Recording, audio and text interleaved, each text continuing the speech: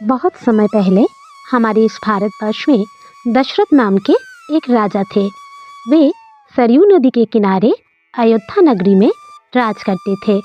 उस समय की अयोध्या नगरी 48 कोस लंबी और 12 कोस चौड़ी थी। उसके चारों ओर विशाल दीवार के ऊपर लोहे के कांटों वाले भयंकर अस्त्र सजे रहते थे। उस अस्त्र का नाम शतघ्नि था, क्योंकि उसे फेंक कर मारने पर एक बार में ही 100 लोग मारे जाते थे। इस सुंदर अयोध्या नगरी में सफ़ेद पत्थर के विशाल राजमहल में सफ़ेद छतरी के नीचे बैठकर महाराज दशरथ अपना राजकाज देखते थे। धृष्टि, विजय, अकोप, जयंत, सुमंत, सुराष्ट्र, धर्मपाल और राष्ट्रवर्धन नामक उनके 8 मंत्री इतने विद्वान, बुद्धिमान और धार्मिक थे कि वह देश में एक भी अन्याय नहीं होने देते थे। उस देश में चोर डाकू नहीं थे। अच्छाई के सिवा कोई बुरा काम नहीं करता था। अच्छा भोजन करके, अच्छे वस्त्र पहनकर और अच्छे घरों में रहकर सभी के दिन सुखपूर्वक बीतते थे। राजा दशरथ प्रजा से इतना स्नेह करते थे जैसा कोई और राजा नहीं कर सकता था। प्रजा भी दशरथ को उतना ही प्यार करती थी। राजा दशरथ का कोई पुत्र नहीं था। संतान न होने के कारण वे बहुत दुखी रहते थे। एक दिन उन्होंने मंत्रियों से कहा, देखो, मैं यज्ञ करूँगा, शायद उससे प्रसन्न होकर देवता मुझे पुत्र प्रदान करेंगे।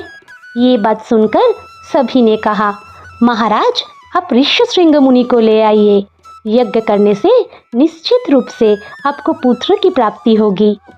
अश्वमेध यज्ञ संपन्न करने के बाद ऋषि ऋष्यशृंग ने कहा, इसके बाद पुत्रेष्टि यज्ञ करने से महाराज को पुत्र की प्राप्ति होगी।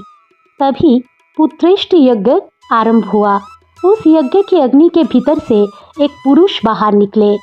वे देखने में अत्यंत भयंकर थे।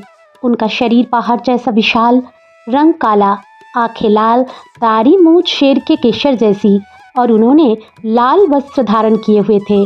उनके हाथ में चांदी के ढक्कन से ढका हुआ सोने का एक थाल था, जिसमें उत्तम खीर थी। उस भयंकर पुरुष ने दशरथ से कहा, महाराज, स्वयं ब्रह्मा जी ने ये खीर बनाकर भेजा है। इसे रानियों को खाने के लिए दीजिए, निश्चय ही आपको पुत्र प्राप्त होगा। ये कहकर वे कहाँ विलीन हो गए, कोई देख नहीं पाया। तीनों रानियों ने मिलकर खुशी खुशी वो खीर खाई। उसके कुछ समय बाद ही उन्हें देवताओं के समान 4 पुत्र प्राप्त हुए। कौशल्या को 1, कैकेयी को 1 और सुमित्रा को 2। राजा दशरथ को पुत्र हुए हैं, ये सुनकर सभी आनंदित हुए।